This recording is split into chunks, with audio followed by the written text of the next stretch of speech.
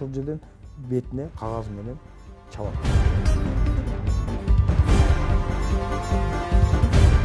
Анан ушуну жасаган адамдар дагы жамандаган адамдарды кандай экенин ойлош керек да.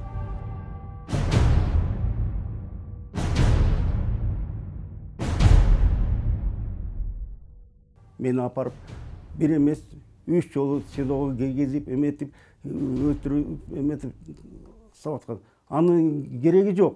Биздин редакцияга колуна далил документтер деп бир топ кагазын кармаган 2 адам келип кайрылды. Буга себеп соңку мезгилде аларды жалпыга маалымдоо каражаттары жана интернет айдыңында каралоо жүрүп жатканы менен түшүндүрүштү. Силерге кайрылуунун себеби абдан акыркы учурда көп маалымат каражаттарында муфтийди, анан Каныбек Туманбаевди, анан кийин мени аралаштырып туруп, ар кандай жакшы эмес маалымат, анан кийин роликтерди тартып дагы кандай каралоонун жолдорун издешип, жаманаттуу көрсөтүү аябай катуу күч алууда. Ошондуктан мен азыркы ушу угармандарга бир тастыктоочу документтер менен азыркы чыккан бүт жаманаттуу кылган роликтердин баардыгын жокко чыгаруучу маалыматтарды берүүгө мен силерге келип жатам буякта. Эмне болгон далил документтер, эмне болгон окуя деп биз бул маселенин чоо жайын аныктоо максатында иштин башы кайда барып такаларын аныктап көрдүк. Көрсө сөз 2006 жылга барып такалат экен. Анда Бишкек шаардык мэриясы тарабынан Кыргызстан мусулмандарынын дин башкармалыгына борбордук мечит жана дин кызматкерлерине турак жай комплекс куруу үчүн 10 гектардан ашуун жер бөлүп берилет. Курулуш иштерин демөөрчүлөрдү таап уюштуруп берүү үчүн жер Ихсан Хайрия аттуу кайрымдуулук фондуна каттатылган. Жогоруда сөз болуп жаткан муфтиятка берилген борбордук мечит салына турган мына ошого арналган жерге биз азыр келдик. Бул жерди алууга, деги эле бул жерге мечит салууга баштан аягына чейин катышкан коомдук ишмер архитектор Талай Ылайтегин окуянын кандайча андан ары өнүккөнүн бизге айтып бермекчи. Ассаламу алейкум, Талай эке. Жакшыбы, ден соолугуңуз жакшыбы? Биз ушул бир нече күндөн бери мына ушул жерге байланышкан окуя чыр маселесинде журналисттик иликтөө жасап атабыз. Бул ишке чындыгында баш каармандардын бири деп сизди атасак болот. Чындыгында окуя кандай болду? Ошону баштан баяндап берсеңиз. 2003-2005 жылдары Бишкекте мечиттер жетишпей, жума намаздарда жаан жаганда кыштын күнү баткакка намаз окуп калганбыз да. 2006 жылы мэрия ушул жерди көрсөтөт дагы борбордук мечит курганга. Борбордук мечит менен кошо комплекс курула, кийин өзүн каржылагандай болсун деп, ошол убактагы Бишкек архитектуранын жетекчиси Каныбек Байкен Арбаевдин сунушу менен ушул жер алынган да. Ошондо Мурат Алажы айтат, Талаева бул жердин ижара акысы болот, проект жасаш керек, спонсор табыш керек, анан ошолорду толугу менен өзүңүз алып, бир фондко кайсыга алып бүтүрүп бербейсизби башынан аягына чейин деп суранат дагы. Анан ошондой тапшырма берет да, өтүнүч тапшырма берет. Анан ошол убакта мен Муса Магомед менен тааныш болчумун. Анан ал айтат, Талай давай мону Ихсан Хайрия фондуна оформить этип коелук дегенден анан макул деп токтомду, мэриянын токтомун ошол Ихсан Хайрия кайрымдуулук фондуна токтом чыгарган да, буйрук чыккан. Анан мен Саид Байыми деген биздин атуулубуз бар, өзү араб жигит, Египеттик. Ошол шейх Саид Байыми менен сүйлөшүп, бүткүл дүйнөлүк жаштар ассамблеясынын жетекчиси. Анан ал киши келип туруп ушул комплексти полностью куруп берген. Толугу менен куруп берген. Менин суранышым менен. Мечитти курган, поликлиниканы, чайкана, дааратканасы менен, анар жакта имамдар жашай турган үйү менен, бул жерге футбол аянтчасы менен куруп берет дагы. 2010 жылы бүтүрүшөт. 2010 жылдын жай айында ачылышын кылганбыз. Андан анда сырткары дагы нике борбору көп имараттар курулмак, мектеп курулмак, курулбай калды дагы. Анан мэрия жердин ижара баасын көтөрүп салат, кескин көтөрүп салат. Биз соттошуп эле жаткандык да. соттош жатып калып аягында 15-жылдарга келет. Ага чейин сот процесстери жүрүп отурат дагы ижара акысы чоң сумма төлөш керек болуп калат. Ошондо биз Жуманазаров Кочкор экөөбүз, Жуманазаров Кочкор менин суранышым менен көп өзү юрист жигит көп жардамдар берген. 2010-дан бери жүрөт да бизде. Анан ошол жигит менен биз жардам издей баштадык демей өрчүчү. Биздин ага чейин ижара акысын өзүбүз төлөп келгенбиз. Менин жеке каражатым менен, башкалардын каражаттары менен төлөп келгенбиз. Анан Каныбек Туманбаев деген жигитке чыгып, Кочкордун таанышы, агайын болуп жүргөн жигит. Ошого менен өзүм да барып 2 жолу сурандык. Жардам бер, кыйналып атабыз, арендадан төлөп, 20 миллион сомдон акча төлөш керек болчу. Анан ал жигит жардам берди бизге. Жанагы Назар Ньюска чыгарган материалдан аны жамандап атышпайбы? Мен түшүнбөйм кандай адам болуш керек, жардам берген адамды кайра жамандап, аны шоп аткан. Мен ал жигитке аябай ыраазымын. Ушунчалык чоң жардам берди, ошол убакта биз тыйын табылбай кыйналып атканда жардам берген жигит да. Анан муфтийди дагы жаманаттап алышат. Муфтийдин биякта абсолютно тиешеси жок. Муфтий катары мечитке келип, жетектеп, имамдарды жетектеп кеткенден башка тиешеси жок. Бул мечиттин курулушуна Мусан Магомедов Мусанын да тиешеси жок, анын баласынын дагы тиешеси жок. Абсолютно эч кандай тиешеси жок. Аренданы төлөй албай, анан жерди саталык деп Муса өзү сунуш кылган, Магомедов өзү сунуш кылган дагы. Анан жер ала турган кишилерди да өзү алып келген. Баардыгын тең, мен билгенден. Жуманазаров болсо, юрист катары ошолордон алган акчага расписка жазып берген да. Ошолорду негиз кылып туруп, анан тигилер бизди сотко берип, бизди чыгарып коебуз деп. Сотту адаштырып атканда бизде протоколдор бар. Жерди сатылыш керек, ижараны төлөш керек. Ошол 7,5 миллион сом өзүнчө төлөнгөн, 20 миллион сом өзүнчө төлөнгөн, ошол экөө боюнча тең протоколдор бар да. Ага чейин ОЗК сүйлөө келишим менен ушундай кылганбыз, давай акча табалык дагы төлөйлүк депчи. Ал эми бул кишилерди жаманатты кылган материалдар менен тааныша турган болгон учурда интернет сайтка жүктөлгөн Ихсан Хайрия фондун тооругандар кимдер аталышындагы кыргыз тилиндеги макала өчүрүлүп, ордуна башка маалымат жүктөлгөнүнө күбө болсок, орус тилиндеги видео материалды YouTube каналдарынын биринен таптык. 2015 года руководству фонда стало известно, что Таалай с Джуманазаровым от имени фонда в период с декабря 2016 года совершили неправомерные действия, направленные на реализацию земельных участков по улице Баялинова Махатма Ганди, принадлежащего фонду на праве временного пользования. Бул сөздөргө ишене турган болсок, Таалай Ылайтегин менен Кочкорбек Жуманазаров 28 сотық жерди Муса Магомедовго билдирбей сатып жиберген. Жана 1,5 гектар жерди Каныбек Туманбаевга өткөрүп берип койгон деп айтылат. Ага Жуманазаров колундагы документи менен жооп берди. Бул деген бул сөзү дагы каяктан алган сөздөр, бул бүт бара жалган жала. Себеби протоколдор, мынаны карасаңыз, мына протокол мисал үчүн турат. Протокол номер 2, 20 ноябрь 2017 жылдан. Об исполнении решений Межрайонного суда города Бишкек 14 августа 2017 жылы путем возмездной передачи права пользования земельным участком мерой 1,5 га дейт. Собрание проводилось под председательством Магомедова, который сообщил присутствующим о том, что решение Межрайонного суда города Бишкек, взыскание об пользовании управления земельных ресурсов мэрии Бишкек 7 миллионов 954 тысячи сомов, вот.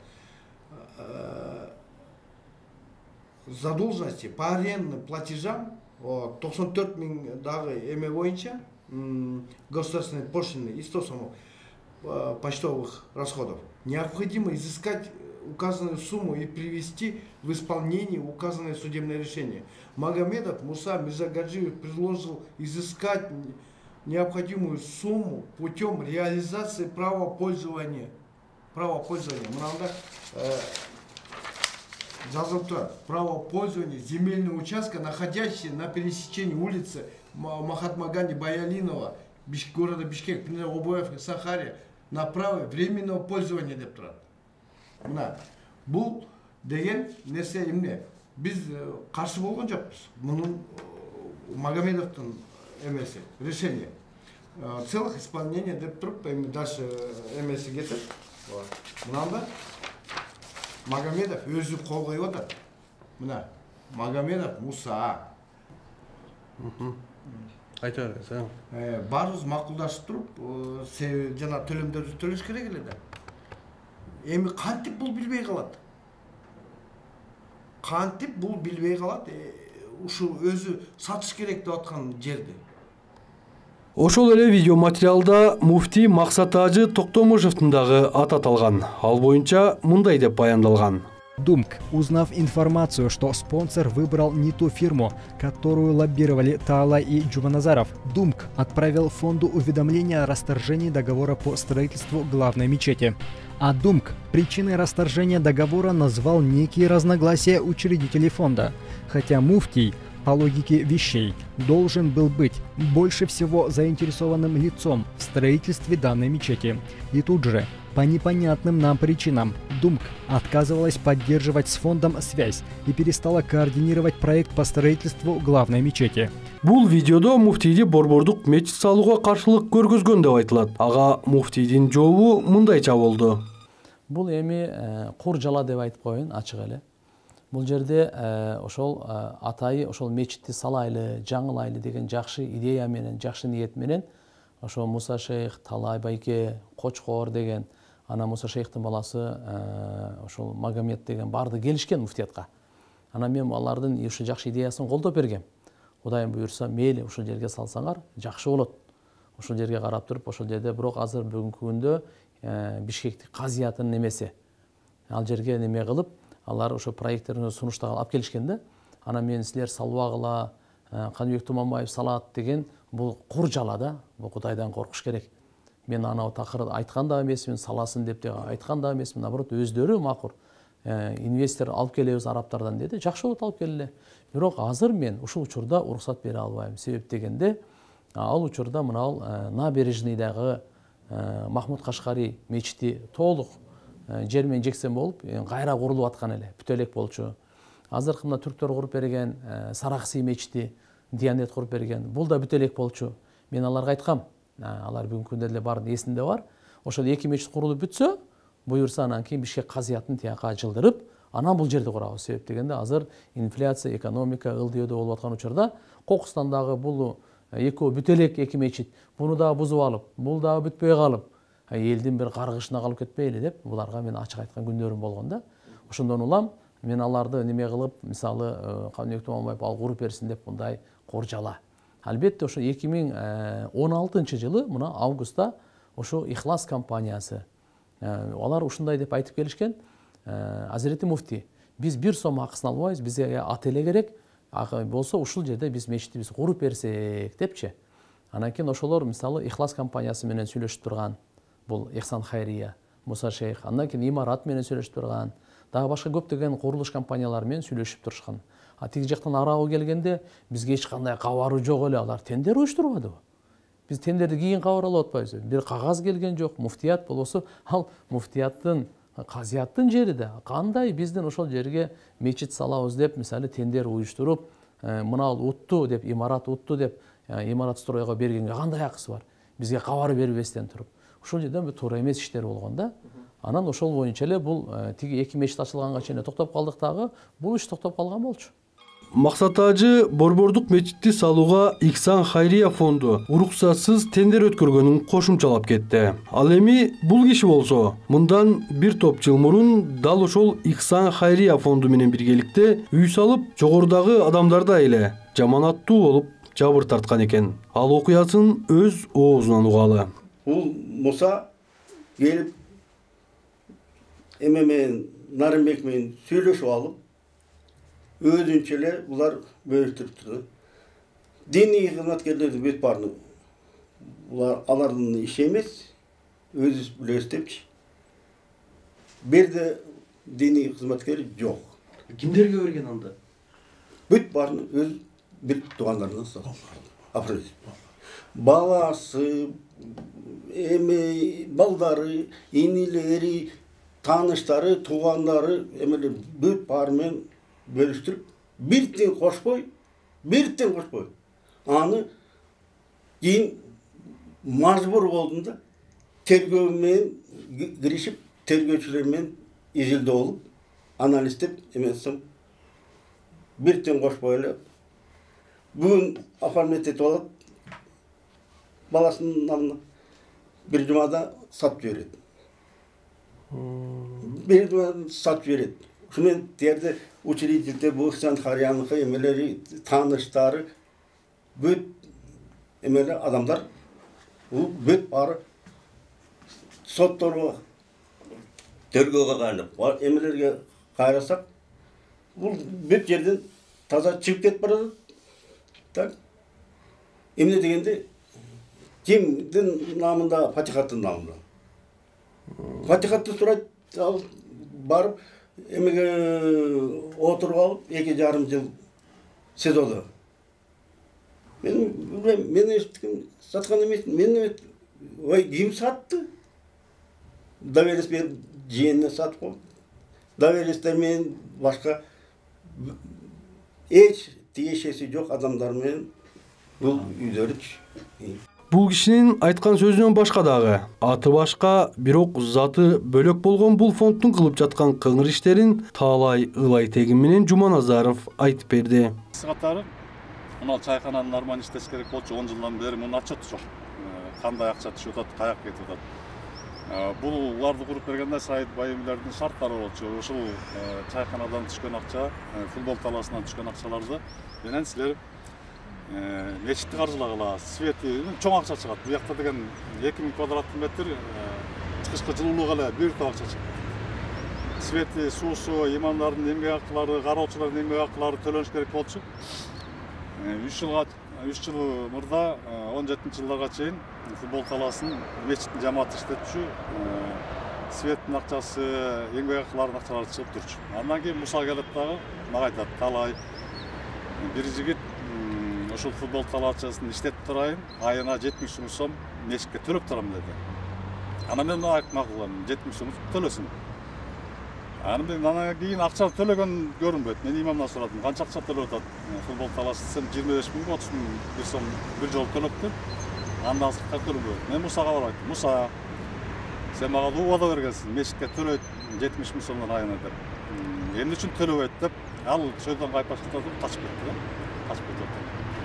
4 мечет боюнча айтып атат, бул жалган деп. Жалган эмес. 4 мечет боюнча бүт доказательный эмелерин бардыгы сүрөттөрү менен Ваил деген биякта Кувейттин эмеси университеттин директору болгон. Аны айдап, эптеп жоготтум деп сүйүнүп жүргөн Магомедов Муса.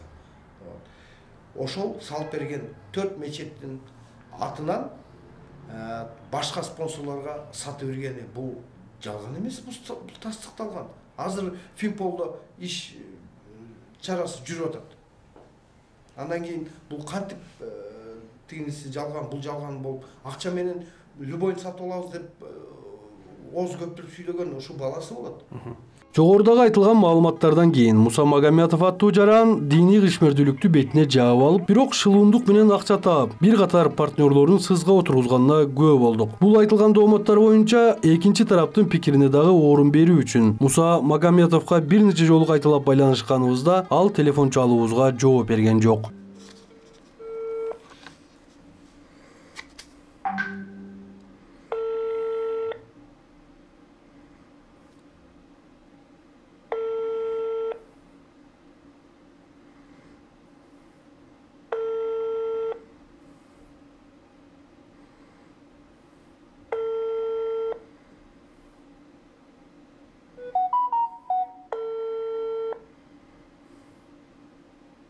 Абонент не отвечает.